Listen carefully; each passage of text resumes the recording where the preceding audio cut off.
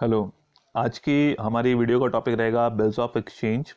तो जैसे हम नेगोशिएबल इंस्ट्रूमेंट्स के टाइप्स के बारे में पढ़ रहे थे, तो पिछली वीडियो में मैंने आपको जो है वो प्रोमिसरी नोट के बारे में बताया था, और आज की वीडियो में हम करेंगे बिल्स ऑफ एक्सचेंज, विनिमय पत्र क्या होते हैं और इनके क्या एसेंशियल कैरेक्टरिस्टिक्स हैं। तो इसकी जो डेफिनेशन है वो under section 5 of negotiable instrument act 1881 जो है वो दी गई है। और उस डेफिनेशन में क्या कहा गया है? A bill of exchange is an instrument in writing containing an unconditional order signed by the maker directing a certain person to pay a certain sum of money only to or to the order of a certain person or to the bearer of the instrument. तो विनिमय पत्र एक लेख पत्र होता है जिसमें शर्त रहित आदेश को लिखा होता है। इसे कर्ता द्वारा, यानी कि जो मेकर है, जो उसको जिसने उसको लिखा है, तो उसके द्वारा जो इसको हस्ताक्षर किया होना चाहिए। निश्चित व्यक्ति को निश्चित रकम को देने के लिए निर्देश दिया होता है, या निश्चित व्यक्ति या लेख पत्र के वाहक को बताया होता है। तो ये जो हमने कुछ बोल्ड करके इसमें लिखा हुआ है मोटे मोटे अक्षरों में, तो ये इसकी मेन कैरेक्टरिस्टिक्स हैं, मेन चीज़ें हैं जो उसके अंदर होनी चाहिए। तो बिल्स ऑफ एक्सचेंज भी एक टाइप है प्रोमिसरी नोट का, जैसे मैंने अभी आपको स्टार्टिंग में बताया था। तो bill of exchange is an instrument in writing, तो जिसमें क्या है कि उसका राइटिंग में, लिखित में एक होती है, जो है लिखित में होता है वो पत्र। And containing N unconditional order की, जैसे वहां पर आपका प्रोमिसरी नोट के टाइम पे क्या था कि अनकंडीशनल प्रॉमिस था वहां पे, और यहाँ पर क्या है कि अनकंडीशनल ऑर्डर, यानी कि आप किसी दूसरे पर्सन को ऑर्डर करते हैं, उसमें ऑर्डर किया, जो इसमें बिल्स ऑफ एक्सचेंज इसमें ऑर्डर किया जाएगा, और उसमें प्रोमिसरी नोट में प्रॉमिस किया आता है। साइंड बाय द मेकर, तो जो मेकर है जिसने बनाया उसके साइन होना उसमें जरूरी है। And directing a certain person की, जिसमें आप किसी सर्टेन पर्सन को डायरेक्ट करते हैं कि वो एक सर्टेन सम ऑफ मनी की निश्चित राशि जो उसमें है उसके बारे में बताया जाए, कि अनसर्टेन नहीं होना चाहिए कि जो भी ड्यूज है वो पे कर दी जाएंगे, नहीं। उसमें अगर आपने 5,000, 10,000, 50,000, 1 लाख, 10 लाख, जो भी अमाउंट है वो उसके अंदर जो है वो क्लियरली मेंशन होनी चाहिए। तो certain sum of money only to, यानी कि ओनली टू का मतलब कि जिसको जो सर्टेन पर्सन है उसको दी जाएगी, या और टू द ऑर्डर ऑफ की, या उसके आदेश पर किसी, यानी कि वो जो सर्टेन सम ऑफ मनी है तो या तो वो मेकर को दी जाएगी, या उसके मेकर के आदेश पर किसी और पर्सन को, या फिर जो है वो बियरर को, जो है यानी कि जो भी उसका धारक है उसको वो दी जाएगी। वो उसके अंदर मेंशन होना चाहिए। तो बिल ऑफ एक्सचेंज राइटिंग में होगा, अनकंडीशनल ऑर्डर है, जो बनाने वाला है उसके द्वारा उस पे साइन होने चाहिए, और उसमें बताएगा कि ये सर्टेन सम ऑफ मनी आपने मुझको या मेरे आदेश पर इस किसी दूसरे पर्सन को, या भी जो भी इसका बियरर है, यानी कि जिसके पास भी वो पत्र है, जो भी उसका धारक है, उसको वो पेमेंट करनी है। ये इसका एक स्पेसिमेन है कि इस तरह से बिल ऑफ एक्सचेंज लिखे जाते हैं। यहाँ पे आपकी अमाउंट आ गई, क्योंकि जो भी नेगोशिएबल इंस्ट्रूमेंट हैं that should be properly stamped. तो जो भी अमाउंट की है, जितनी भी अमाउंट का वो बिल ऑफ एक्सचेंज है, तो उसके अकॉर्डिंगली उसमें प्रॉपर्ली स्टैम्प्ड होनी चाहिए। किस डेट को किस प्लेस पर लिखा गया था, डेट एंड प्लेस उसके अंदर होना चाहिए। कौन उसको लिखने वाला है, उसका नाम, कौन उसको एक्सेप्ट करेगा, यानी कि जिसने वो पेमेंट करनी है, जिसने वो बिल ऑफ एक्सचेंज को एक्सेप्ट करना है, उसका भी नाम, पता, एड्रेस यहाँ पर होना चाहिए। तो इसमें क्या कह रहा है कि 2 months आफ्टर डेट, की जो भी डेट यहाँ पे लिखी गई है उस डेट के 2 महीने के बाद, 2 months आफ्टर डेट, पे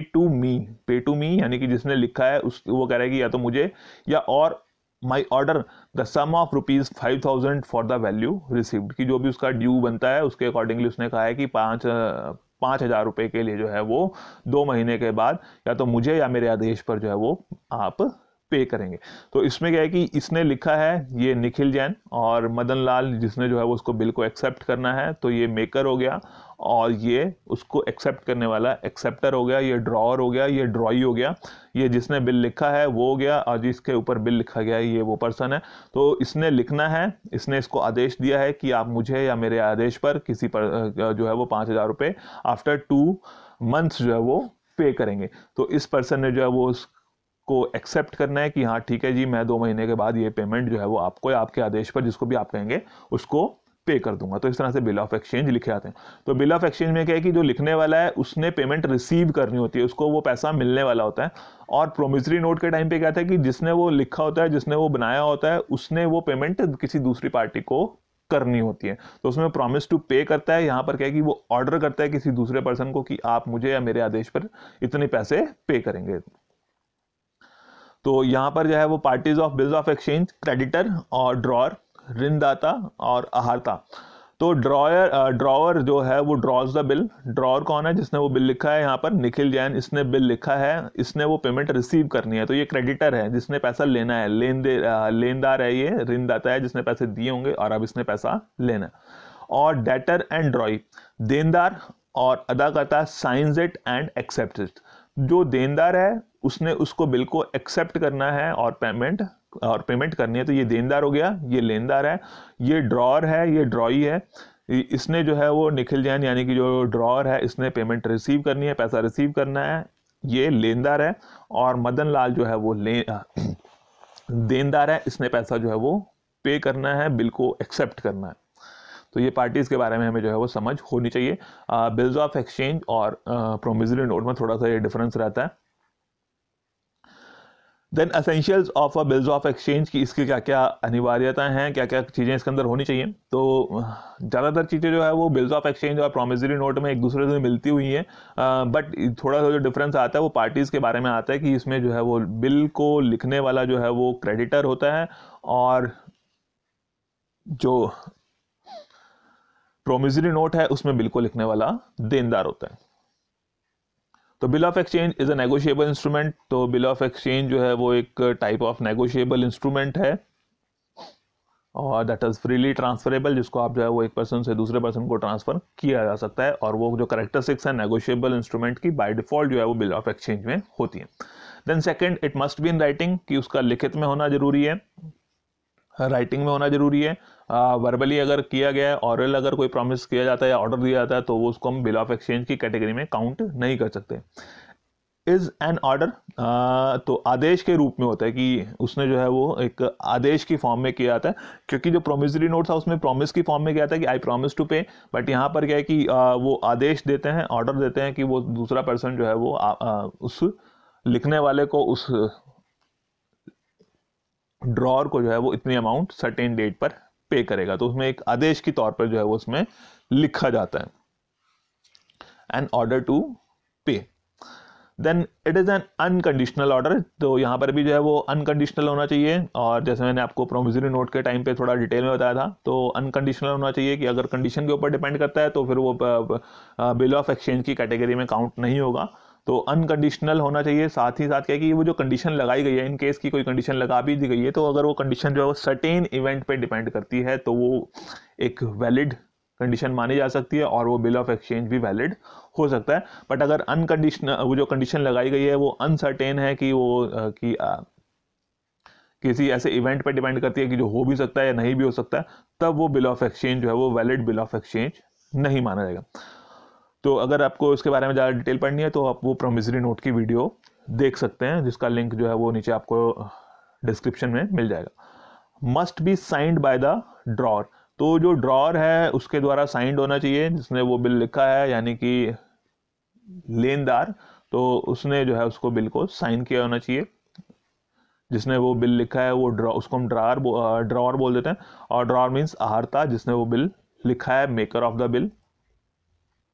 then must be accepted by the drawee, तो जो ड्रॉई है जिसके ऊपर वो बिल लिखा गया है उसकी एक्सेप्टेंस होना भी जरूरी है, क्योंकि मैं तो ऑर्डर कर सकता हूँ कि जी आप मुझे जो है वो 50,000 रुपये जो है वो 3 महीने के बाद पे करेंगे, बट अगले ने जो है वो मुझे सिर्फ जो है वो 10,000 रुपये ही देने थे, तो वो 50,000 का बिल क्यों एक्सेप्ट करेगा। तो उसने जो है वो उसकी एक्सेप्टेंस होना उसमें जरूरी है, ताकि जो भी उसमें लिखी गई है, जो अमाउंट उसमें लिखी गई है, जितना टाइम पीरियड उसमें लिखा गया है, वो उसको एक्सेप्ट है, उसके हिसाब से वो चीज़ें सही है, तब वो उसने उसको जो है वो एक्सेप्ट करना है, उसके भी साइन होने उसमें जरूरी है। तो must be accepted by the ड्रॉई, जब तक उसकी एक्सेप्टेंस नहीं होगी तो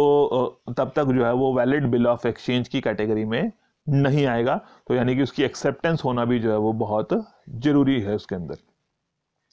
देन टू पे सर्टेन सम, तो उसमें जो अमाउंट है वो भी सर्टेन अमाउंट होनी चाहिए, जैसे मैंने बताया कि निश्चित राशि कि 500, 5,000, 10,000, 50,000, 1 लाख रुपए जो भी है वो अमाउंट जो है वो सर्टेन अमाउंट होनी चाहिए। उसमें कोई कंफ्यूजन नहीं होनी चाहिए कि जो भी उसके उधार है वो सारे उधार पे करेगा, तो सारे उधार में कितने उधार हैं वो पता नहीं, आपने उस डेट के बाद या उस डेट से पहले कितने लिए थे, कितने नहीं लिए थे, तो जो अमाउंट है वो सर्टेन अमाउंट उसके अंदर होनी चाहिए। देन टू पे मनी ओनली, सिर्फ और सिर्फ मनी की बात उसमें होनी चाहिए, कोई और दूसरी आइटम्स जो है उसके अंदर इंक्लूड नहीं की जानी चाहिए, अगर की जाती हैं तो फिर वो वैलिड बिल ऑफ एक्सचेंज नहीं माना जाएगा। देन पेबल टू ऑर्डर और द बियरर, तो जैसे उसमें डेफिनेशन के टाइम पे आपको बताया था कि या तो जिसने ड्रॉअर है या तो उसको ड्रॉअर को, या फिर उसके आदेश पर किसी पर्सन को, कि अगर जो है वो मुझे मिलने वाले हैं तो मैं कहता हूँ कि मेरी जगह आप जो है वो सी को दे दें, डी को दे दें, तो on the order of the drawer हो गया। या फिर बियरर, जो वाहक है, जो उसका धारक है, जिसके पास वो बिल ऑफ एक्सचेंज है, उसको वो भुगतान होना है, तो वो उसके अंदर बिल ऑफ एक्सचेंज में जो भी जब आपने लिखा है उस टाइम पे वो मेंशन होना चाहिए कि वो किसको पेमेंट की जानी है। Parties of a bill of exchange, जैसे मैंने स्टार्टिंग में बता दिया था आपको, parties of bill of exchange drawer and ड्रॉई। तो ड्रॉअर है, ड्रॉई है, तो ड्रॉअर जिसने वो बिल लिखा है और ड्रॉई जिसने उस बिल को एक्सेप्ट किया है, तो drawer and ड्रॉई। And third party जो वैसे हो जाती है पेई, इन केस की अगर ड्रॉअर ने जिसने बिल लिखा है वो कहता है कि मुझे ही पेमेंट होनी है, तो पेई भी वही है। और इन केस की वो कहता है कि मेरे ऑर्डर पे किसी और को पेमेंट करनी है, तो पेई कोई और भी हो सकता है उसके ऑर्डर के बिहाफ पर, या फिर धारक जो उसका होल्डर है वो भी जो है वो पेई हो सकता है। तो वो 2-3 पार्टीज इसमें रहती हैं।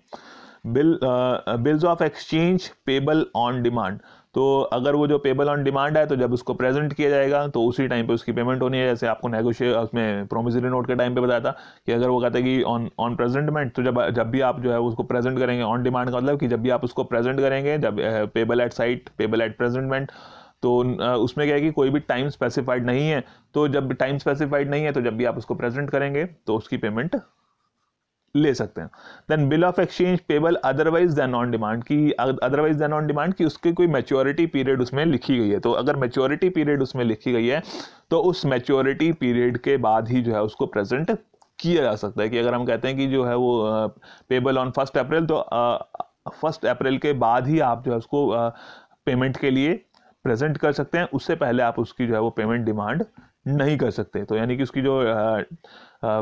प्रेजेंटमेंट है, पेबल एट साइट है, वो जो है उसकी ड्यू डेट के बाद ही उसको प्रेजेंट किया जा सकता है, उसके बाद ही उसकी पेमेंट आप रिसीव कर सकते हैं। Then maturity of bills of exchange, तो ये बिल्स ऑफ एक्सचेंज वो जैसे मैंने बताया था आपको कि इन दोनों पॉइंट से ही सेल्फ एक्सप्लेन हो जाता है maturity of bill of exchange की उसकी मैच्योरिटी कब है। अगर in case payable on demand है, मांग पर दे है, तो मांग पर दे है तो उसकी मैच्योरिटी जो है वो मैच्योर्ड ही है जब भी उसको प्रेजेंट किया जाएगा, जब भी उसकी डिमांड की जाएगी पेमेंट के लिए तभी वो मैच्योर्ड है। और इन केस की उसकी कोई मैच्योरिटी डेट उसमें मेंशन की गई है कि जैसे 2 महीने के बाद, 3 महीने के बाद, या सर्टेन डेट उसमें मेंशन की गई है कि 1 अप्रैल, 1 मई, 15 मई, 20 मई, 20 अगस्त, तो अगर वो डेट मेंशन की है तो उस डेट को जो है वो बिल ऑफ एक्सचेंज जो है वो मैच्योर हो जाता है। एंड डेज ऑफ ग्रेस, तो जो पेमेंट है उसके लिए डेज ऑफ ग्रेस में क्या है कि 3 दिन का ग्रेस पीरियड उसमें मिलता है। कितना दिन का?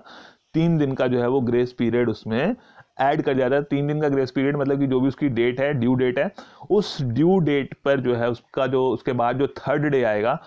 थर्ड डे, तो उस थर्ड डे को जो है हम वो उसकी ड्यू डेट या मैच्योरिटी डेट जो है वो मान लेते हैं। तो 3 दिन जो है उसको ग्रेस पीरियड उसमें दिया जाता है, और अगर उसके बाद भी उसकी पेमेंट नहीं होती तो फिर जो है उसको बिल को डिसऑनर्ड कहा जाएगा। तो उससे पहले आप उसको डिसऑनर्ड डिक्लेयर नहीं कर सकते। तो 3 दिन का ग्रेस पीरियड जो है उसमें अलाउड होता है। तो ड्यू डेट के लिए डेट ऑफ एक्सेप्टेंस, जो जिस डेट को वो एक्सेप्ट हुआ था, और उसमें टाइम अलाउड प्लस 3 डेज जो ग्रेस पीरियड है उसमें ऐड किया जाता है, तब उसकी मैच्योरिटी निकाली जाती है। क्योंकि यहाँ जो